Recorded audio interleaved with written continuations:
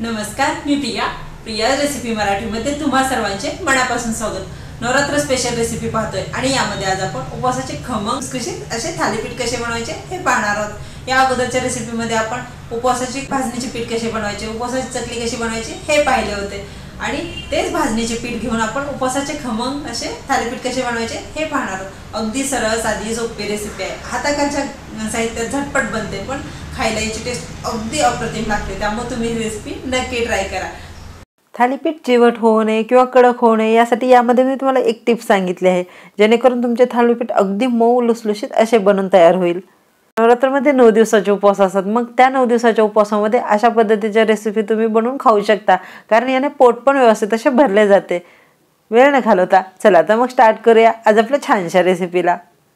थालीपीठसाठी लागणारे साहित्य पाहू। इथे मी 1 कप भाजणीचे पीठ घेतले आहे, 3 बटाटे मी उकडून त्याची साल काढून घेतली आहे, हिरव्या मिरचीचा ठेचा, शेंगदाण्याची कूट, बारीक चिरलेली कोथिंबीर आणि चवीनुसार मीठ।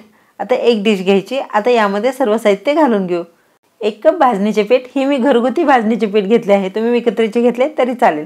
हिरव्या मिरचीचा ठेचा, शेंगदाण्याची कूट, चवीनुसार मीठ आणि बारीक चिरलेली कोथिंबीर। आता हे सर्व सुके जिन्नस आपल्याला व्यवस्थित असे एकजीव करून घ्यायचे आहेत। इथे जे मी भाजणीचे पीठ घेतले आहे त्याची रेसिपी मी अगोदरच पोस्ट केली आहे, त्याची लिंक डिस्क्रिप्शन बॉक्समध्ये देते, तेथे जाऊन तुम्ही चेक करू शकता। सर्व सुके जिन्नस व्यवस्थित असे एकजीव करून झाले की काय करायचं, उकडून घेतलेला जो बटाटा आहे ना तो आपल्याला बारीक छिद्राच्या खिसणीने किसून घ्यायचा आहे। तुम्ही याऐवजी बटाटा मॅश करून पण घेऊ शकता, पण एखाद्या वेळेस काय होतं, एखादा बटाटा आहे तो कमी शिजला जातो, मग त्याच्या गुठळे यामध्ये राहू नये यासाठी मी सर्व बटाटा किसून घेत आहे। बटाटा किसून झाला की आपल्याला हे सर्व सुके जिन्नस आणि बटाटा व्यवस्थित असे एकजीव करून घ्यायचे आहे। बटाट्यामध्ये जेवढे मॉइश्चर असेल तेवढ्यामध्ये हे पीठ आपल्याला अगोदर तिंबून घ्यायचे आहे आणि जर पाणी लागलेच तर आपल्याला यामध्ये पाणी पण घालून घ्यायचे आहे।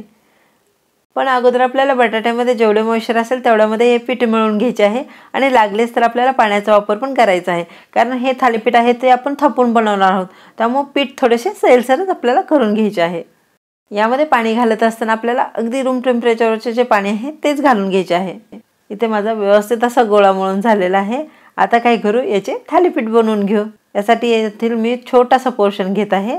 आता याला आपल्याला आपला जो चपातीचा उंडा असतो त्या पद्धतीने गोलाकार शेप देऊन घ्यायचा आहे। इथे मी सुती कपडा ओला करून नंतर तो गच्च पिळून घेतला आहे। आता यावरती थोडेसे पाणी लावून घेऊ, म्हणजे आपण ज्यावेळेस थालीपीठ थापत असतो त्यावेळेस ते कपड्याला चिटकणार नाही यासाठी। तुम्ही हे थालीपीठ डायरेक्ट तव्यावरती पण थापून घेऊ शकता, पण अशा पद्धतीने ज्यावेळेस आपण थालीपीठ बनवतो त्यावेळेस ते अगदी परफेक्ट बनतात, म्हणजे जाड पातळ असे नाहीत बनत, एकसारखे बनले जातात। थालीपीठ थापत असताना अधूनमधून पाण्याचा हात घ्यायचा, म्हणजे ते आपल्या हाताला चिटकणार नाही। इथे माझे व्यवस्थित असे थालीपीठ थापून झालेले। आता हे आपण भाजून घेऊ। यासाठी इथे मी नॉनस्टिक पॅन ठेवला आहे, यावरती आधी तेल लावून घेऊ। तुम्ही याऐवजी तूप पण यामध्ये घालून घेऊ शकता। आता यावरती आपल्याला अलगद अशा हाताने थालीपीठ घालून घ्यायचे आहे। थालीपीठ घालून झाल्यानंतर काय करायचे, यावरती झाकण ठेवायचे आणि 2 ते 3 मिनिट मीडियम हीटवर आपल्याला हे थालीपीठ भाजून घ्यायचे आहे। आपण यावरती झाकण ठेवल्यामुळे काय होते, वरची जी साईड आहे ती कोरडी होत नाही आणि त्यामुळे आपले जे थालीपीठ आहे ते बिलकुल पण चिवट नाही होत, अगदी मऊ लुसलुशीत होतात। आता हे थालीपीठवर आपल्याला काय करायचं, वरच्या साईडला ऑइल घालायचे आणि नंतर हे थालीपीठ पलटून घ्यायचे।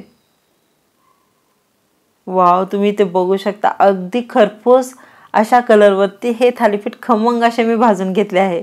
आता आणखी एक वेळेस यावरती झाकण ठेवायचे आणि 2 ते 3 मिनिट आपल्याला खालच्या साईडने पण व्यवस्थित असे थालीपीठ भाजून घ्यायचे आहे।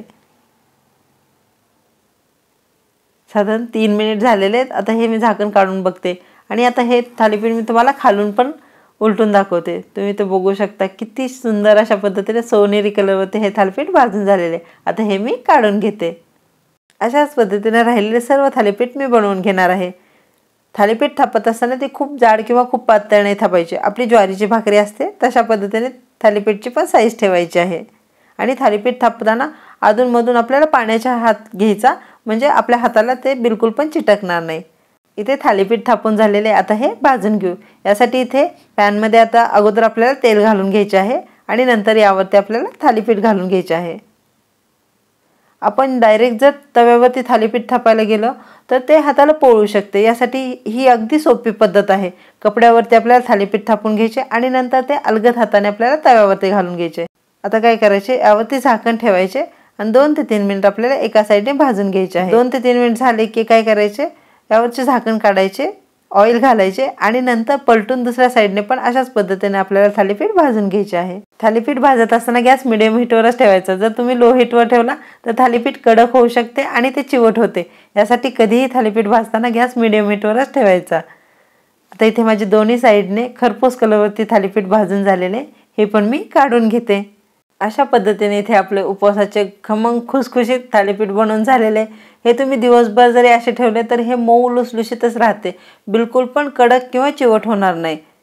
तुम्हाला जर माझे व्हिडिओ आवडत असतील तर माझ्या व्हिडिओला लाईक करा, शेअर करा आणि अशाच नवनवीन रेसिपीसाठी यूट्यूबवर प्रियाज रेसिपी मराठी चॅनलला पटकन सबस्क्राईब करा. आज वेळात वेळ काढून तुम्ही माझा हा पूर्ण व्हिडिओ बघितल्याबद्दल तुमच्या मनापासून आभार. चला तर मग भेटूया अशा छान छान रेसिपीमध्ये. तोपर्यंत धन्यवाद.